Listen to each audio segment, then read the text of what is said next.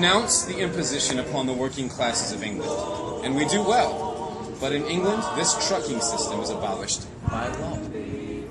It is a penal offense there, and it should be made so here.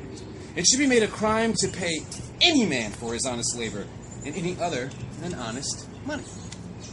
Until this is done in the southern states, the laborer of the South will be ground to the earth, and progress with him will be impossible.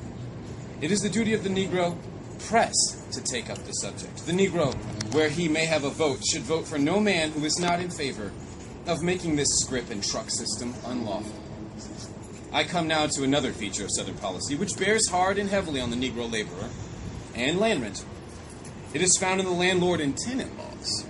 I will read an extract to you from these laws that you may see how completely and rigidly the rights of the landlord are guarded, and how entirely the tenant is in the clutches of the landlord.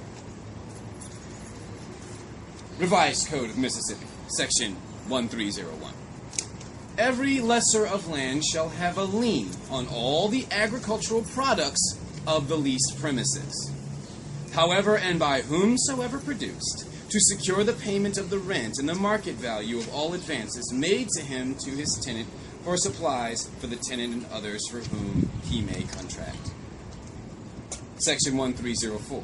When any landlord or lessor shall have just cause to suspect and shall verily believe that his tenant will remove his effects from the leased premises to any other place within or without the county before the rent or claims for supplies will fall due, so that no distress can be made, such landlord or lessor, on making oath thereof, and of the amount the tenant is to pay, and at what time the same will fall due, and giving a bond as required in the preceding section, may in like manner obtain an attachment against the goods and chattels of such tenant.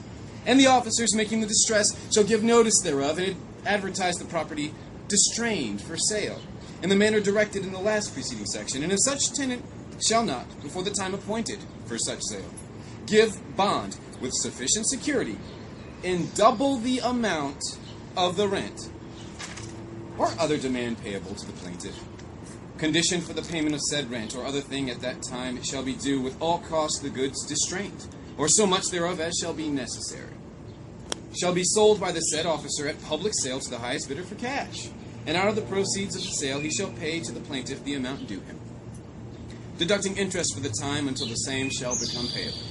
Section 1361. Said lien shall exist by virtue of the relation of the parties as employer and employee, and without any writing or recording. Section 1362 provides that any person who aids or assists in removing anything subject to these liens without the consent of the landlord shall, upon conviction, be punished by a fine of not more than $500, and be imprisoned in the county jail not more than 6 months, or by either such fine and imprisonment. Voorhees Revised Laws of LA 2D, Section 2165. Article 287 shall be so amended that a lessor may obtain a writ of provisional seizure even before the rent is due, and it shall be sufficient to entitle the lessor to the writ to swear to the amount which he claims, whether due or not due, and that he has good reasons to believe that the lessee will remove the furniture or property upon which he has a lien or privilege out of the premises, and that he may therefore be deprived of his lien. Laws of Florida, McClellan's Digest, Section 1, Chapter 137. All claims for rent shall be a lien on agricultural products raised on the land rented, and shall be superior to all other liens and claims, though of older date, and also a superior lien on all other property of the lessee or his sublessee, or assigns usually kept on the premises, over any lien acquired subsequently to such property having been bought on the premises leased. Code of Alabama, Section 3055, Chapter 6. Lien continues and attaches to crop of succeeding years. When the tenant fails to pay any part of such rent or advances and continues his tenancy under the same landlord for the next succeeding year, for which the original lien for advances, if any remain unpaid, shall continue on the articles advanced or property purchased, with money advanced or obtained by barter in exchange for articles advanced, and for which a lien shall also attach to the crop of such succeeding year. You have thus seen a specimen, and a fair specimen, of the landlord and tenant laws of several of the old slave states.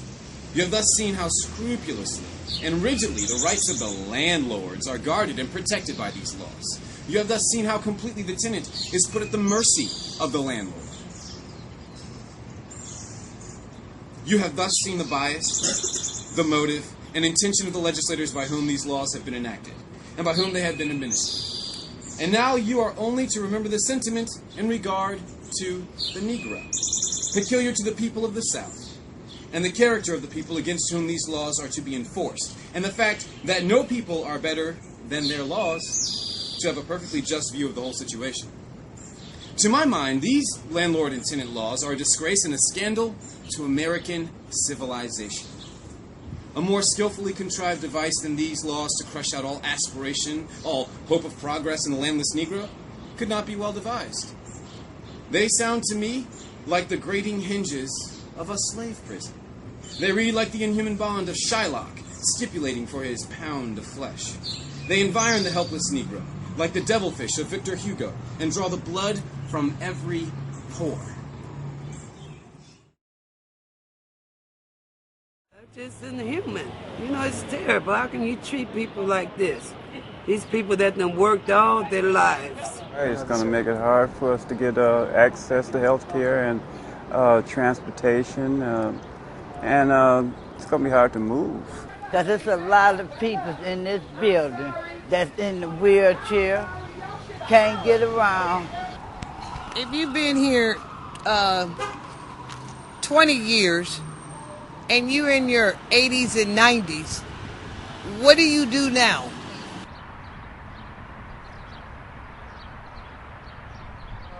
They call it progress. I call it gentrification, where people are coming in, you know, hey, we're going to make, if I make the rent go up this high, then I make this an exclusive area, you know. I worked all my life since 1965. I've been working. And now they want to take what I've earned, what I worked for, right from under me. And I'm not going quietly. They're not building no kind of new buildings for the seniors. It's like, we're living too long, erase us, I'll put you on the street. You know what I'm saying? That's not fair. I worked all my life. I'm 61 years old. I just had a triple bypass. We have become each other's family here. To move somewhere else, to put... there's one guy here who's been here 30 years. He's only a little bit older than me, but he refuses to move into a senior citizen building. Why? He says that if once he moves in there, he thinks he's going to die. I mean, what you're doing is you're giving like people like Dan Gilbert, Mike Ilitch, tax breaks, right? Tax breaks.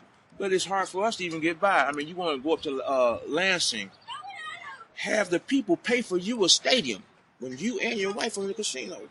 You got a ball club, you got Red Wings, but you want the people to subsidize your stadium? Come on. They're breaking the city. And in a minute, this city is going to be like little dust things, like the desert flowing through the city. It's not fair to us. We worked in this city. You understand? We made this city.